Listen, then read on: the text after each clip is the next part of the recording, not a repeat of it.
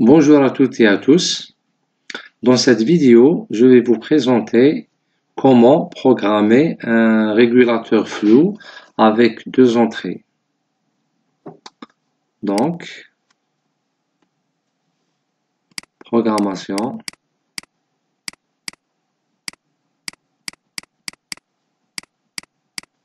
sur MATLAB, Simulink,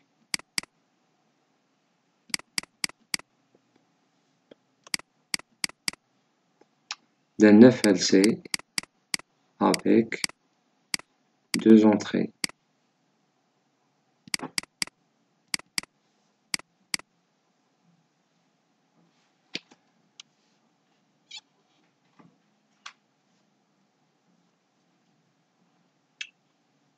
L'FLC avec deux entrées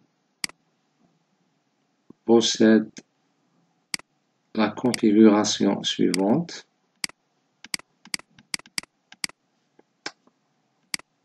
L'entrée 1, c'est l'entrée de l'erreur E, et l'entrée 2, c'est l'entrée de la variation de l'erreur delta E.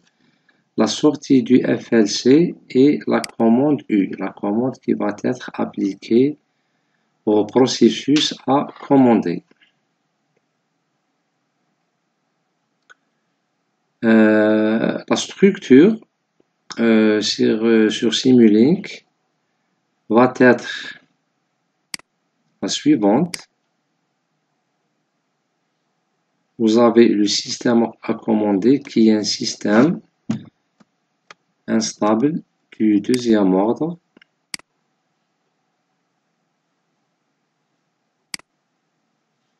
Nous avons le oméga n au carré divisé par s carré plus 2 xi oméga n s plus oméga n au carré. Où nous avons pris les valeurs suivantes pour oméga n, c'est 10 radians par seconde, et xi égale à 0 pour avoir un système instable.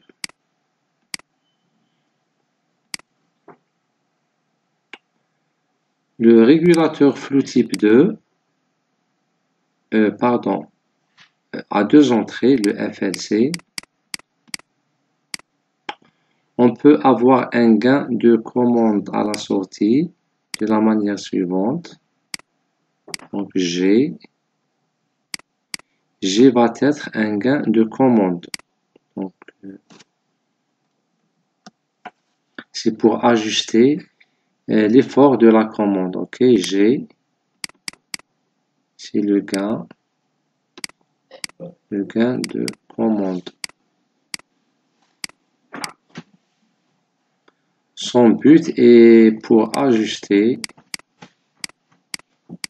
c'est pour ajuster la loi de commande ou l'amplitude de commande. C'est pour ajuster la commande, ok? Maintenant, le FLC va avoir l'entrée E comme première entrée. Cette entrée, bien sûr, est obtenue par la soustraction du signal de sortie, le Y, de l'entrée de référence R. D'accord? Bien sûr, ici, nous avons un signe moins. Plus et moins. On peut faire ce symbole. Maintenant, la deuxième entrée, le delta E, est une variation de commande.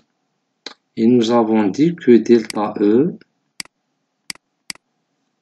égale à E K moins E K moins 1. C'est-à-dire l'erreur actuelle moins l'erreur précédente. Donc, on va avoir besoin d'un soustracteur, d'accord? Le delta E, c'est la sortie du soustracteur. Et qu'est-ce qu'on va soustraire?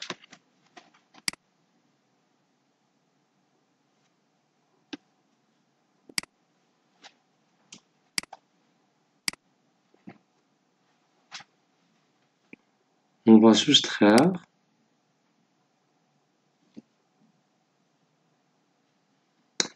c'est l'erreur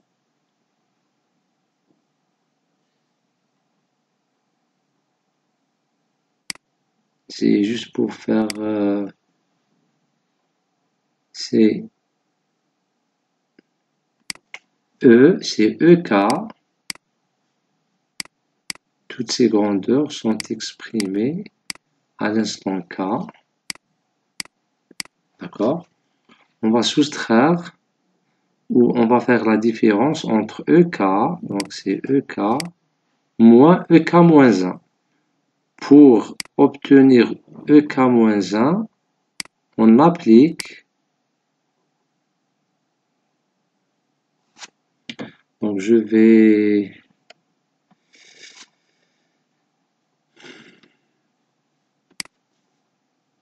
élargir un peu cette figure.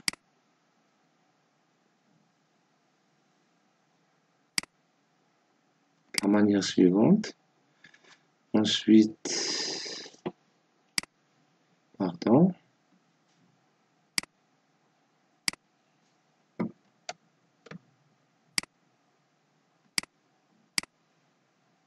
Pour obtenir le EK-1, je vais faire entrer le EK à un élément de retard Z-1. C'est une mémoire. Après cette mémorisation, le signal obtenu ici, c'est EK-1. C'est-à-dire pour obtenir un EK-1, j'applique le EK à Z-1. Et ensuite, je prends ce résultat et je l'applique avec un signe moins à cet soustracteur. Donc ici, on va obtenir, c'est le EK moins EK moins 1, ce qui va me donner delta EK.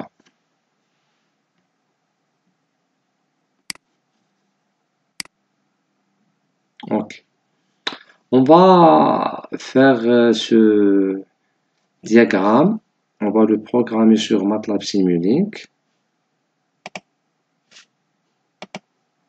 Donc ici, c'est la fenêtre de commande de MATLAB. Donc, je vais créer un répertoire de travail. Mon répertoire de travail, je l'ai appelé manipulation 2.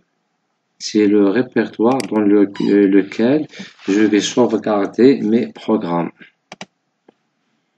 D'accord, je tape Simulink.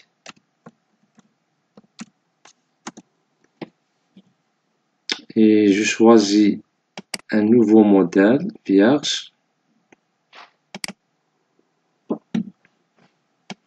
Le voilà. C'est la fenêtre de programmation pour Simulink. Je vais appeler la librairie du Simulink, la voilà. Cette librairie va me permettre d'utiliser les blocs disponibles ici pour créer un modèle Simulink. D'accord? Donc je vais prendre une fonction de transfert.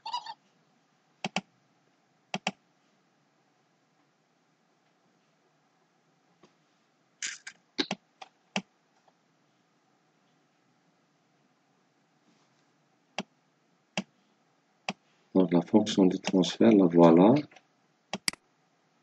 Je vais introduire la fonction transfert. Le oméga n carré, c'est le 10 au carré. Nous avons s carré plus 2 fois le xi. Le xi, c'est 0 fois le oméga n qui est 10. Et ce dernier terme, c'est oméga n au carré qui est 10 au carré. Donc voilà mon système à commander. D'accord, je vais lui appliquer un signal échelon à l'entrée. Voilà, signal échelon. Le signal échelon va être appliqué à l'instant 0. Alors, je vais afficher le résultat de simulation sur un oscilloscope. C'est juste pour vérifier. Je détermine les paramètres de simulation. Donc, l'intervalle de simulation, c'est entre 0 et 10. Je vais prendre un pas fixe. Comme méthode de résolution numérique, je vais utiliser range code d'ordre 4.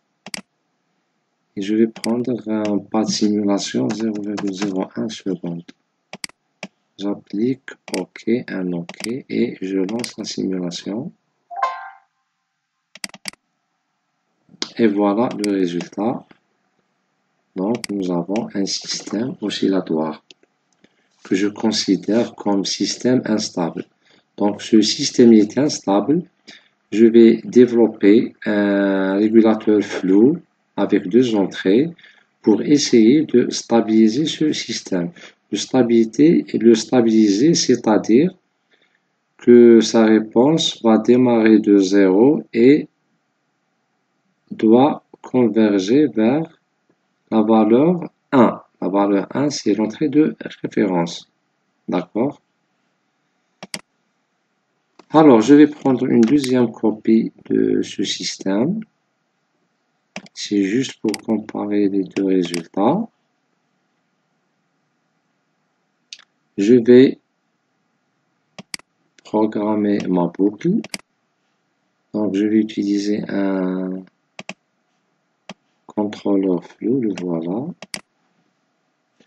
Le bloc de contrôle flou, vous pouvez le trouver ici, dans Fuzzy Logic Toolbox. Vous cliquez ici et vous l'avez ici, Fuzzy Logic Controller, et vous le faites glisser dans Simulink.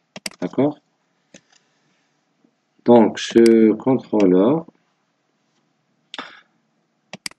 je le lis au système de la manière suivante. J'aurai besoin d'un comparateur.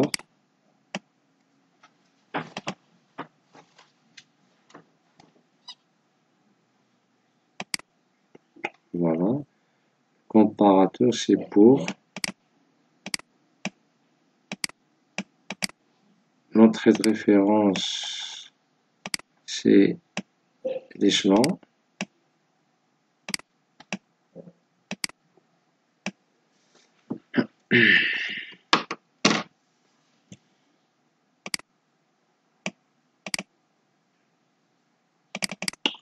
Ici, nous avons un moins.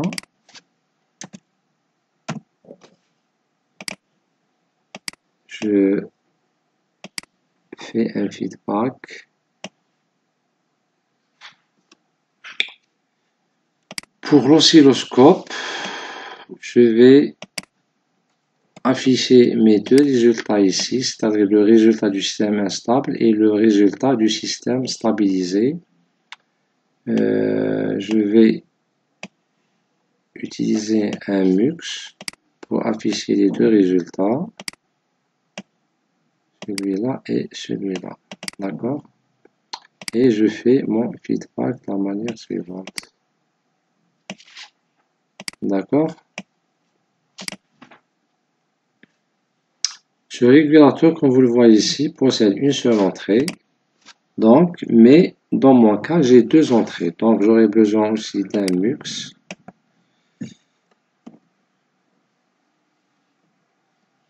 Je vais faire une copie de ce MUX, comme ça.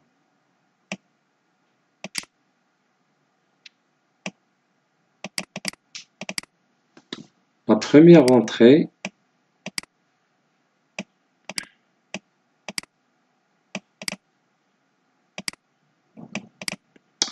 première entrée, c'est l'erreur. Celui-là.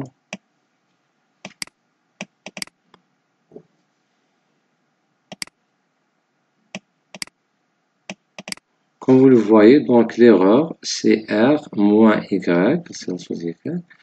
La deuxième sortie, pardon, la deuxième entrée va avoir l'allure suivante. Donc c'est delta EK.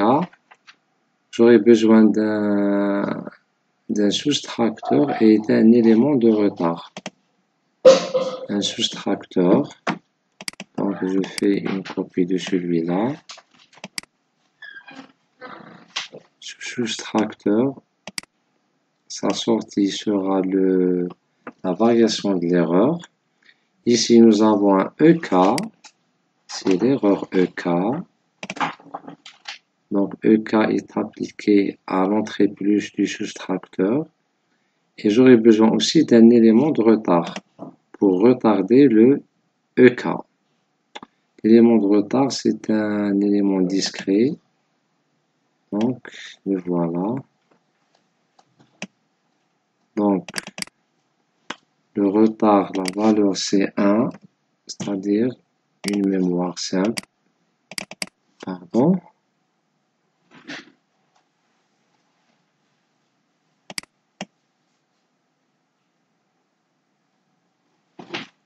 Delay length, c'est 1.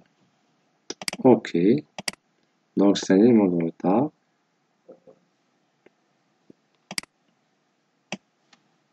Je le mets, je branche son entrée à EK. La manière suivante, EK. La sortie va être, bien sûr, EK-1. Et je l'applique ici. D'accord? Donc, le résultat va être EK moins EK-1 qui est la variation de l'erreur. Donc, ici, c'est E, c'est l'erreur E. Et ici, c'est la variation de l'erreur DE. D'accord?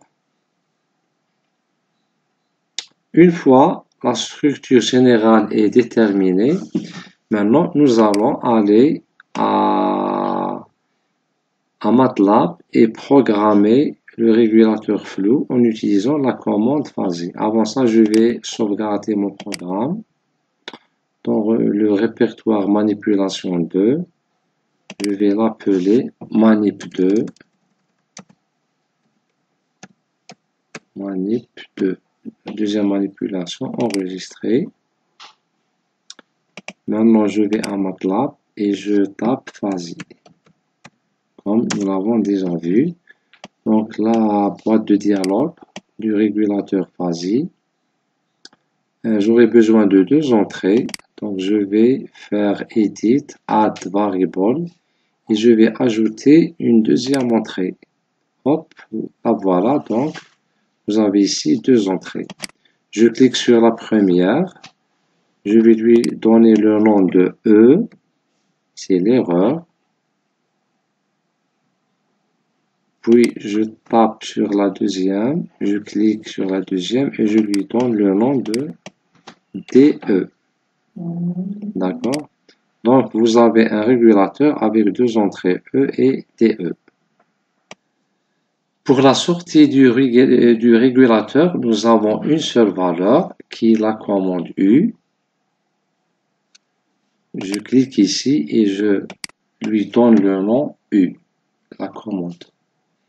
Donc, maintenant,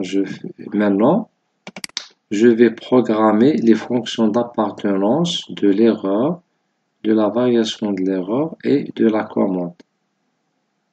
Pour simplifier mon exemple, je vais les prendre toutes égales, d'accord?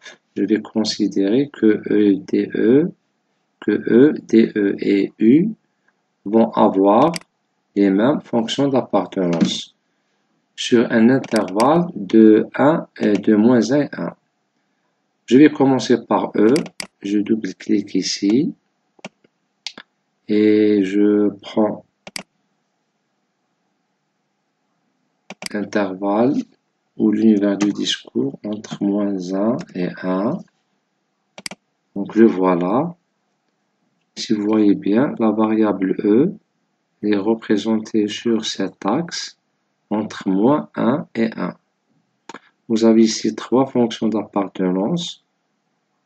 Et puisque nous allons programmer cet exemple que j'ai fait dans le cours,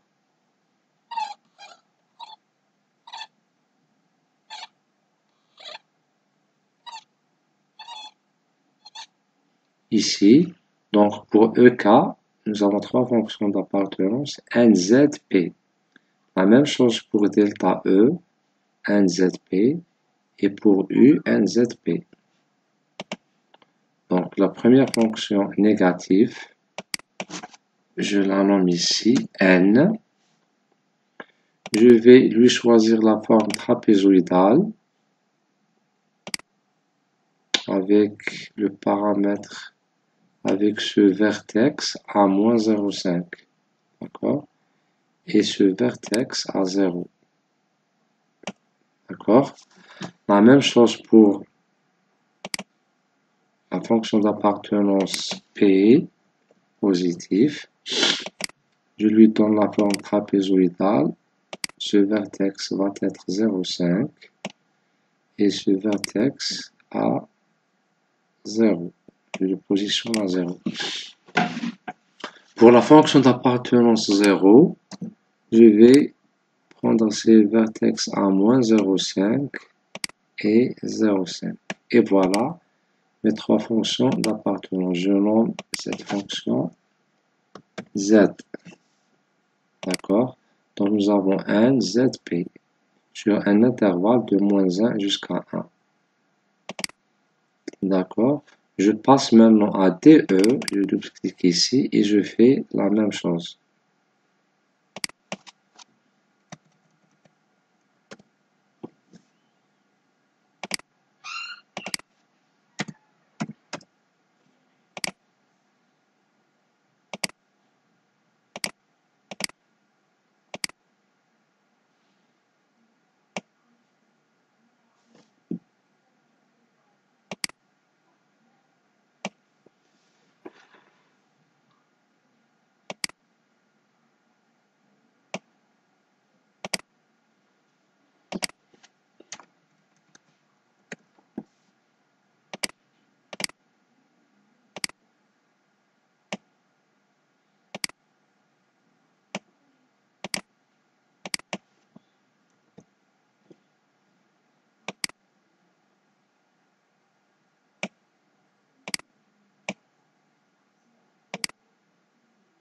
Et voilà. Pour la variation de l'erreur DE, l'univers du discours est moins 1 à 1. Et nous avons les trois fonctions d'appartenance. Maintenant pour la commande DU, toujours la même chose.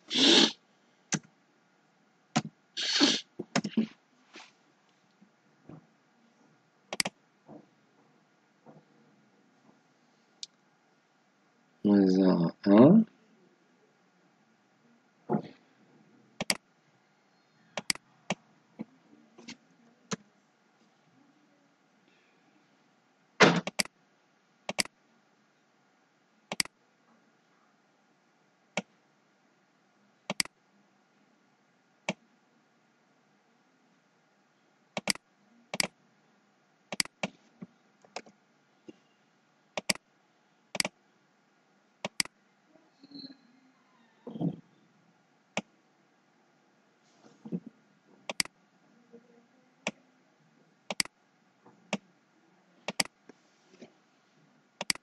Celle-là, c'est la fonction 0, triangulaire.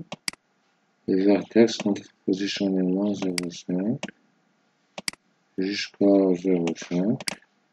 Et hop, nous avons les trois variables E, DE et U. Nous les avons introduits. Maintenant, je vais introduire les règles. Je vais à Edit et je sélectionne Rules, règles. Ok, donc vous avez ici l'éditeur de règles. Et je vais commencer à introduire les règles suivantes que nous avons déjà vues. D'accord?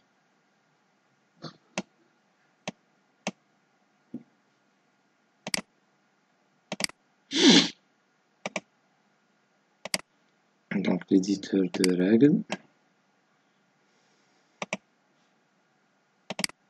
D'accord. Donc, la première règle, n. Donc, n négatif, négatif, négatif. Donc, cette partie, c'est pour E, celle-là pour DE et celle-là pour la commande. If E is n, and DE is n, then U is n. Donc, c'est la première règle. Je fais add rule. Et voilà la première règle. La deuxième, je vais programmer cette première colonne. NZN. Donc, NZN. Add rule. NPZ. NPZ. NPZ. Add rule. Maintenant, je passe à la deuxième colonne. ZNN. Donc, ZNN. Add rule. ZZZ. Donc, ZZZ. Add rule. Maintenant, ZPP. ZPP. Add rule. Maintenant, la dernière colonne. PNZ. PNZ. Add rule. PZP. PZP. Add rule. Et enfin, PPP. PPP.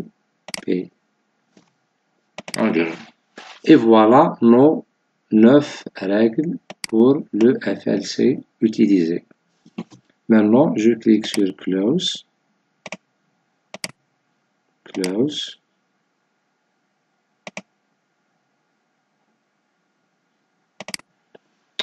Et je vais sauvegarder ce fichier dans le répertoire courant. Je vais File, Export, to File. Donc, je vais le sauvegarder dans Manipulation 2.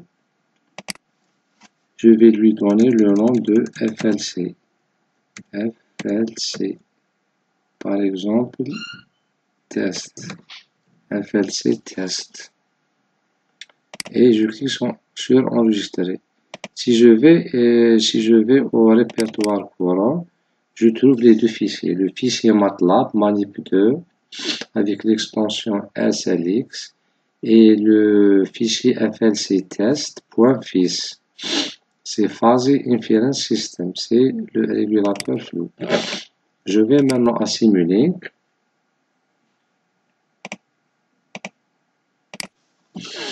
Et je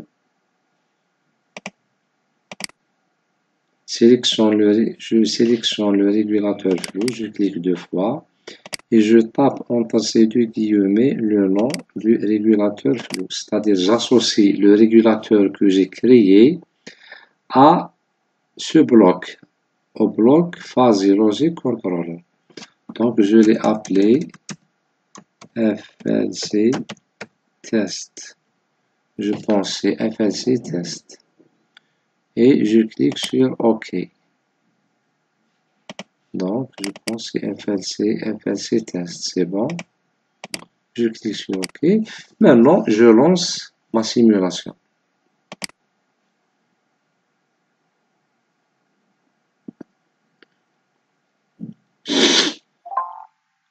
Ma simulation est terminée. Je clique 2 fois sur l'oscilloscope et voilà. Donc, en jaune, c'est la réponse du système instable. C'est cette réponse. Voilà le système instable. C'est la réponse correspond à ce système. Et en bleu, c'est la réponse de cette boucle de commande. C'est-à-dire c'est la réponse du système commandée sous cette boucle. Donc c'est la réponse du système commandée. Donc, vous avez deux réponses, la réponse du système en boucle ouverte et la réponse en boucle fermée. La première constatation, c'est que le régulateur flou a pu stabiliser le système, c'est-à-dire il a pu faire changer la dynamique du système. En boucle ouverte, le système était oscillatoire, donc il était instable, mais en effectuant ou en réalisant une boucle de commande avec un régulateur flou, le système est pratiquement stabilisé. Mais il n'a pas pu suivre l'entrée de référence. L'entrée de référence, c'est un signal unitaire, c'est un échelon unitaire, c'est-à-dire avec une amplitude 1. Mais comme vous le voyez ici, le système converge à une valeur proche de 0,5. Comme vous le voyez ici, donc 0,5, il se stabilise à la valeur 0,5. Donc ici, nous avons une erreur statique très considérable. D'accord? Maintenant, la question logique qui se pose est pourquoi cette erreur? D'accord? À mon avis, cette erreur est due à la commande U qui n'est pas assez grande pour faire converger le système à la valeur 1. Donc, et puisque nous avons utilisé une commande qui est comprise entre moins 1 et 1, je peux dire que cette commande ici, elle n'est pas suffisante. Parce que sa valeur maximale est 1 et sa valeur minimale c'est moins 1. Maintenant, je vous propose d'introduire ici ou insérer ici un certain gain. D'accord, je vais introduire un certain gain. Donc, je vais apporter le gain, le voilà, le bloc du gain. D'accord. Je vais prendre par exemple un gain de 10. Je vais faire un gain de 10. En quelque sorte, ce 10 est équivalent à faire une extension à l'intervalle de la commande entre moins 10 et 10 au lieu de moins 1 et 1. En quelque sorte, j'augmente l'effort de la commande. Je simule pour voir l'influence de ce gain.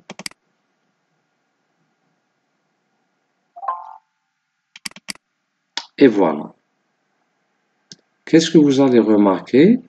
Vous remarquez clairement que le système devient plus stable et que le régime permanent maintenant est plus proche de l'entrée de référence. Donc on peut dire que l'erreur statique ici a été diminuée. Mais quand même, le système est toujours loin de l'entrée de référence. Donc, la constatation, on peut constater que en augmentant le gain de commande, la réponse peut être meilleure, comme vous le voyez ici. Maintenant, je vais augmenter plus le gain de commande. Je vais mettre par exemple 20, un gain de 20. Et je simule.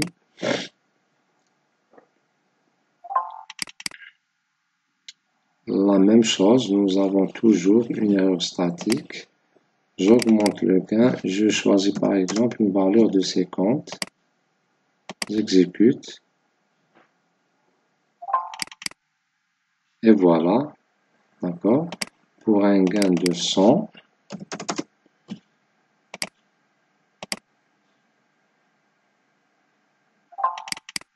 Et voilà.